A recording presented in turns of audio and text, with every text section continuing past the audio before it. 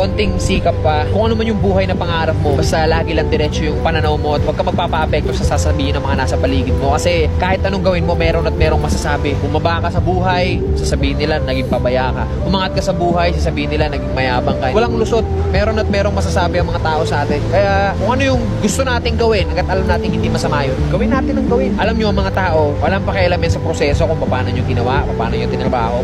Mukhang ewan ka talaga para sa mga yan sa umpisa. Ang gustong makita lang ng mga tao palagi, yung finished product. Ano yung narating mo dyan. As long as di mo napapabayaan yung pamilya mo, yung sarili mo, so kung ano man yung tinatahak mo, banat lang.